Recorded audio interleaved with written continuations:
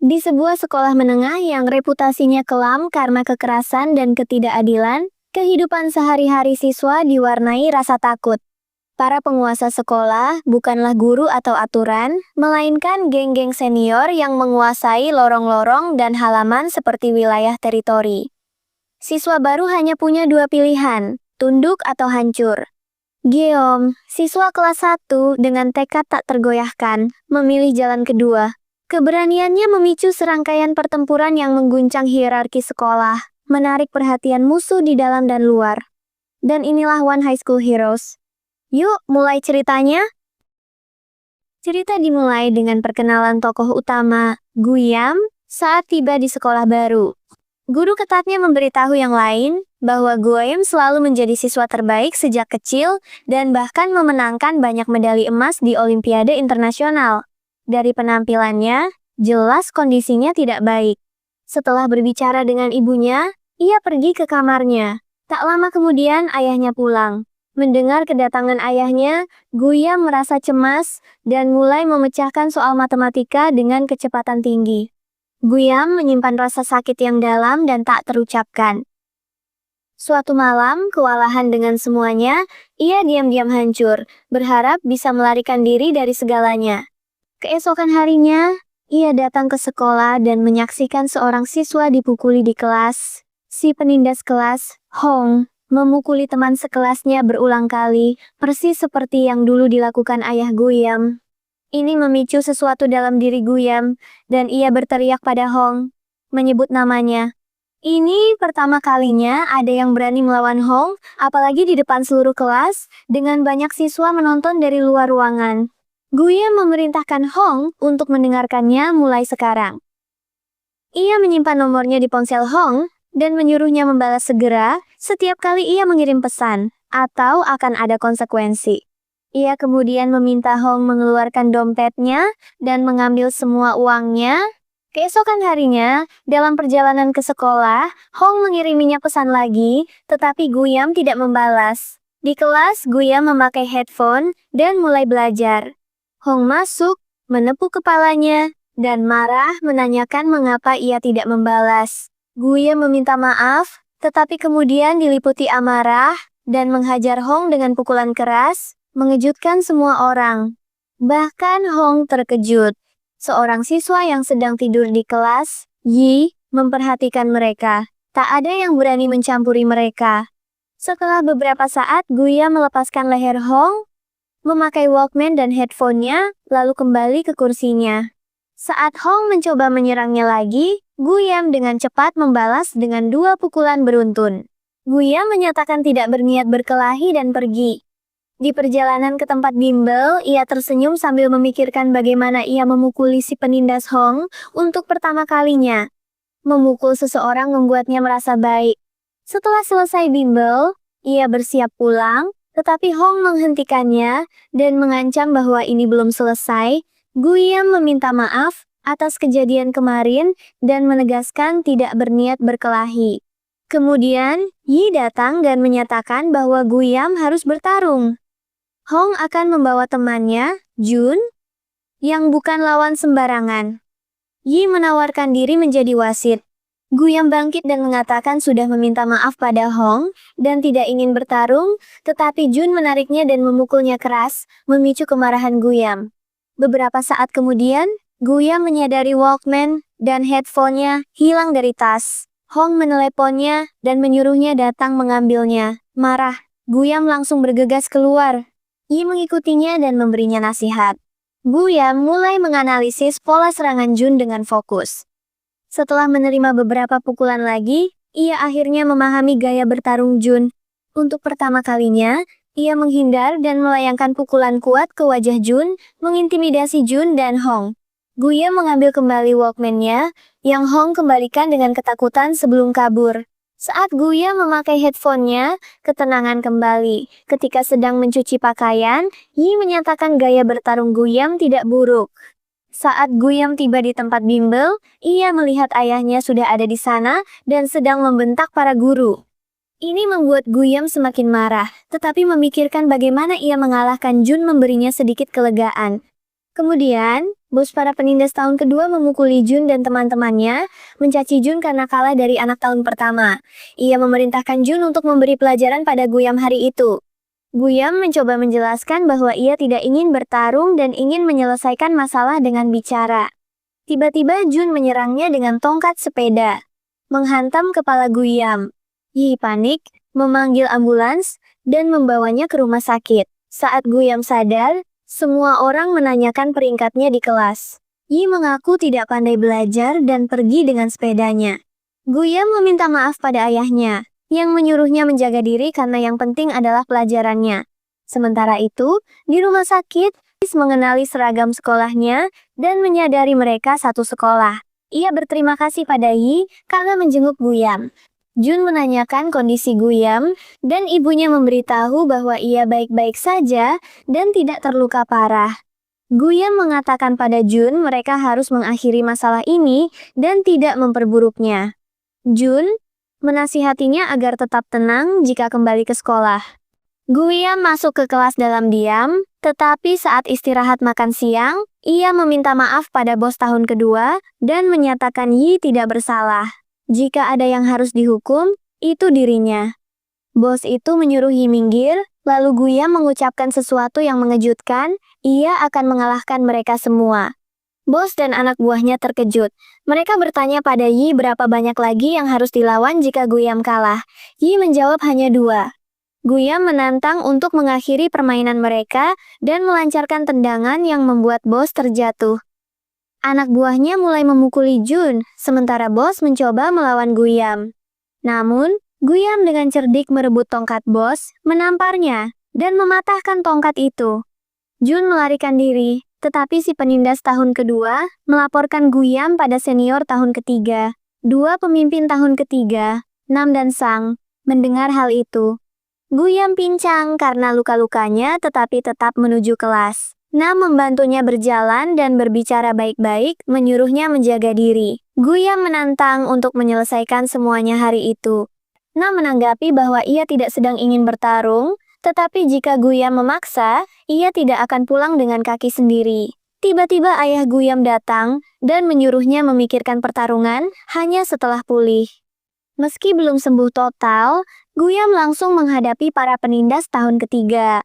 Nam mengejeknya sambil minum cola, tetapi Guyam menuangkan botol cola itu ke atas Nam dan memberi peringatan terakhir.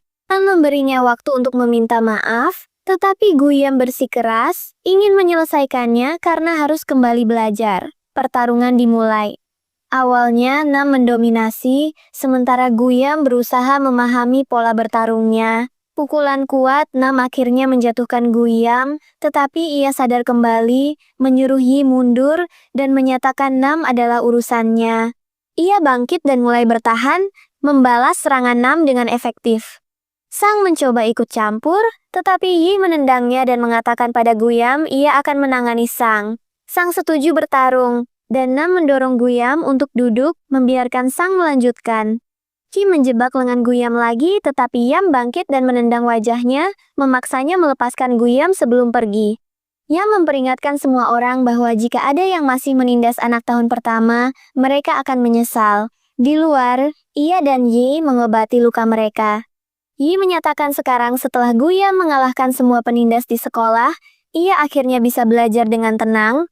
Namun bagi Guyam, bertarung mulai terasa sangat memuaskan. Itu adalah cara ia melepaskan semua negativitas dan amarahnya. Itulah sebabnya ia mulai berlatih lebih keras. Namun, ia tidak bisa lagi fokus belajar di tempat bimbel, sehingga para guru sering memarahinya. Salah satu guru bahkan mendekat dan memukul kepalanya saat memarahi, membuat Guyam sangat marah. Ia menggenggam tangan guru itu dengan erat, tetapi berhasil mengendalikan amarahnya dan meminta maaf. Kejadian ini terjadi di lab kimia sekolah. Ayah Guyam adalah orang yang sangat berpengaruh dan berhasil menutupi insiden itu sebagai kecelakaan. Banyak siswa tak bersalah telah ditindas oleh orang-orang ini, sehingga Yi mengusulkan mereka bekerja sama untuk membalas. Namun, Guyam tidak merespons.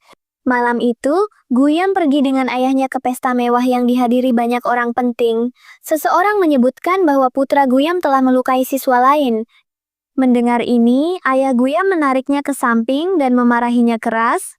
Guyam bersikeras telah melihat sendiri bahwa Nam sengaja membakar kaki seorang gadis dengan asam. Namun, ayahnya tetap memarahinya dan menyuruhnya diam. Ayahnya menyuruhnya belajar dari Nam tentang cara menangani situasi bagi orang berpengaruh. Untuk pertama kalinya, Guyam membantah ayahnya dan menolak menjadi seperti orang jahat. Tiba-tiba, seseorang menyebut nama Nam dan dua orang bertopeng masuk secara dramatis sambil merekam semuanya. Seseorang mengancam akan menyebarkan rekaman itu jika ayah Guyam tidak mau membantu mereka kapanpun dibutuhkan. Ayah Guyam menanggapinya dengan marah. Seorang guru yang mendengar laporan itu mengadu pada ayah Guyam. Akibatnya, begitu sampai di rumah, ayah Guyam menamparnya dengan alasan jika tidak belajar dengan benar, ia akan gagal ujian dan tidak masuk perguruan tinggi kedokteran yang bagus. Oh, Guyam diam saja, membuat ayahnya semakin marah. Saat ayahnya hendak memukulnya lagi, ibunya menghalangi dan mencoba membuatnya mengerti bahwa ia mengulangi kesalahan yang sama seperti pada anak sulungnya. Ia memperingatkan agar tidak memberi tekanan terlalu besar pada Guyam, tetapi ayahnya menolak mengakui kesalahannya. Ibunya kemudian menyuruh Guyam ke kamar. Keesokan sorenya, Yi dan Guyam pergi untuk menargetkan penindas berikutnya, Kun, yang sedang mengganggu dua anak laki-laki bersama anak buahnya.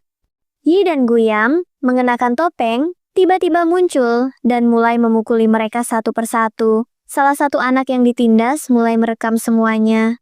Kun mengambil besi dan mencoba menyerang Guyam, yang menjadi sangat marah dan memukulinya tanpa ampun. Penuh amarah, Guyam bahkan mengambil besi itu untuk memukul Kun. Yi mencoba menghentikannya, mengatakan mereka tidak boleh menjadi seperti para penindas, tetapi Guyam mendorongnya dan mengayunkan besi itu, bukan ke Kun, tetapi ke sebuah kotak di atasnya.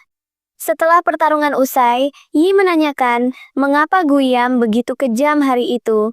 Guyam menjawab orang jahat, seperti Kun harus dihukum seberat ini, atau mereka akan terus kembali. Yi sekali lagi mencoba menasihatinya, tetapi Guyam tersenyum aneh dan mengatakan mereka akan membantu semua orang dengan membunuh para penindas.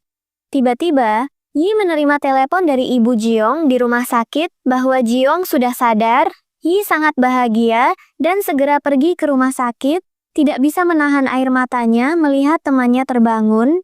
Ayah Guyam semakin marah belakangan ini. Guyam mengungkapkan bahwa kakaknya menyukai headphone, karena dengan itu, ia bisa tenang dari bentakan dan omelan ayahnya.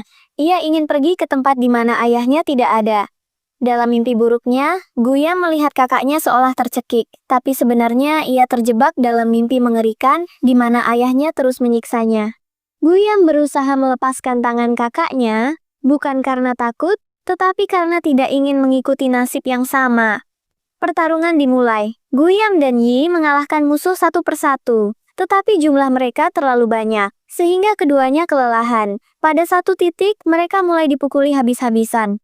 Yi akhirnya berhasil melepaskan diri dan menyerang yang lain, lalu mencoba melawan Pedo, tetapi dikalahkan karena sudah kelelahan. Yi membuat api dan hampir menjelaskan alasannya melakukan semua ini, tetapi ia kesal karena kebenaran tidak diungkap lebih awal. Ia meminta Jun menginap di rumahnya karena Guyam tidak mengangkat teleponnya, membuat ayah Guyam semakin marah. Ayahnya sudah memanggil guru privat untuk Guyam, tetapi karena ia tidak pulang, guru itu terpaksa pergi. Sementara itu, Pedo mengunggah video. Kelas berlanjut, dan Kun belum bicara pada Yi. Kemudian, Gizu masuk ke sekolah dan menuju ruang band, di mana geng Nam sedang memukuli seseorang dengan brutal. Nam tiba dengan gengnya, dan Gizu menyuruh mereka memanggil Yi. Nam lagi-lagi bersikap sombong dan menolak, keduanya akhirnya sampai di ruang band. Gizu menantang untuk menyelesaikan ini cepat, tetapi Yi mengatakan, ini targetnya dan ia yang akan melawan. Gizu mulai mengejek Yi tentang masa lalunya, memicu kilas balik saat di SMP. Gizu dan gengnya sering menindas Yi dan Jiong, memaksa mereka membawa uang setiap hari. Suatu hari, mereka memukuli Jiong karena tidak membawa uang. Gizu menyuruh Yi pergi, dan Jiong juga memintanya pergi. Yi mulai berjalan, tetapi berbalik dan melihat Gizu dan gengnya menggantung Jiong dari atas gedung, lalu menjatuhkannya tepat di depan matanya. Itulah alasan Yi berlatih bela diri, untuk balas dendam pada Gizu dan gengnya. Kembali ke masa kini, pertarungan dimulai. Awalnya Yi mendaratkan beberapa pukulan, tetapi Gizu segera mendominasi dan memukulinya habis-habisan. Melihat ini, Guyam turun tangan dan menantang Gizu. Guyam juga awalnya dipukuli, tetapi sempat melawan beberapa kali. Namun, lama-kelamaan ia kelelahan. Gizu memukulinya dengan kejam, bahkan mengangkat dan menjatuhkannya, hingga salah satu lengan Guyam patah. Gizu mengejek luka Yi, tetapi tidak puas. Ia mengambil gitar dan hendak mematahkan kaki Guyam. Tiba-tiba, Jay muncul dan memerintahkan mereka berhenti. Gizu menantang Jay, yang mengancam akan membunuhnya jika tidak berhenti. Gizu akhirnya pergi dengan Walkman dan headphone Guyam, berjanji akan bertemu lagi. Guyam terbangun di rumah sakit, di mana orang tuanya sudah menunggu. Ayahnya marah dan menuduh Yi sebagai penyebab luka Guyam. Guyam membela diri dengan menyatakan, Namyeop yang mengirim preman untuk balas dendam atas ucapannya di pesta. Ayahnya terdiam. Setelah ayahnya pergi, Yi meminta maaf, tetapi Guyam menyatakan bukan salahnya. Ia hanya ingin mengalahkan Gizu dan mengambil kembali Walkman-nya. Yi menyarankan agar Guyam berhenti bertarung, tetapi Guyam balik menanyakan mengapa Yi memulai pertarungan jika tahu tidak bisa menang. Yi diam. Keesokan harinya, Yi pergi ke sekolah dan bertemu ayah Guyam, yang memberitahunya bahwa begitu Guyam sembuh, ia akan dikirim ke AS dan tidak boleh dihubungi lagi. Yi sangat sedih. Ia kemudian menjenguk Jiong di rumah sakit untuk membicarakan semuanya. Sementara itu, Guyam mulai mengalami mimpi buruk tentang kakaknya, yang sering dipukuli ayahnya karena kesalahan kecil dalam belajar. Suatu hari, kakaknya memberikan Walkman dan headphone-nya pada Guyam, meminta maaf, dan pergi untuk selamanya. Dalam mimpi itu, ibu mereka menangis, dan mengakui kesalahannya tidak menghentikan ayah mereka. Tiba-tiba, ia memegang dadanya kesakitan dan berusaha menjelaskan pada ayah Guyam bahwa Guyam sedang di tepi jurang, tetapi ayahnya tetap tidak mengakui kesalahannya. Di tempat lain, seorang anak memukul kepala Jay hingga berdarah, dan yang lain mulai menyerangnya. Namun, Jay berhasil mengalahkan mereka dan kabur. Ibu Guyam membawanya ke apartemen baru, meninggalkan ayahnya yang toksik untuk memulai hidup baru. Sementara itu, Yi pergi ke rumah sakit menemui Jay, yang mengatakan tidak perlu merasa kasihan padanya. Mereka makan bersama dengan gembira, tetapi sebelum Guyam berangkat ke AS, Yi memutuskan pergi ke tempat Gizu untuk mengambil Walkman dan headphone Guyam. Gizu kembali menantangnya bertarung. Jay memberitahu Guyam bahwa ia sudah memperbaiki Walkman-nya, dan sekarang Guyam bisa mendengarkan musik dengan benar. Ia tertawa dan mengucapkan selamat tinggal. Untuk pertama kalinya, Guyam mendengarkan musik di Walkman itu.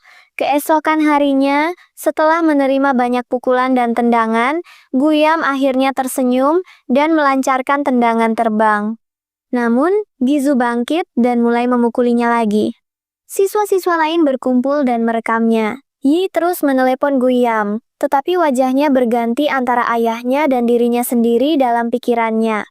Untuk menenangkan diri, ia memakai headphone-nya dan memukul Gizu sekali lagi. Tiba-tiba, ayah Guyam tiba dengan Yi yang menangis. Ibu Guyam berbicara tentang kakaknya. Guyam naik bus, di mana Yi sudah duduk. Yi duduk di sebelahnya, dan mengatakan ia akan dikeluarkan dari sekolah juga, jadi lebih baik pergi bersama. Disinilah cerita berakhir. Sekolah itu kini lebih tenang, namun Geom tahu ketenangan tidak bertahan selamanya. Setiap lorong yang sunyi bisa saja kembali bergema oleh langkah para pengganggu baru. Ia memilih terus berjalan, menjaga kekuatannya, dan diam-diam mengamati. Karena bagi Geom, melindungi yang lemah bukan sekadar pilihan, itu adalah janji. Kalau kamu juga percaya keberanian bisa mengubah segalanya, jangan lupa like video ini, subscribe dan nyalakan lonceng notifikasinya supaya nggak ketinggalan kelanjutan kisah Geom. Tulis di kolom komentar, apa yang akan kamu lakukan kalau berada di posisinya.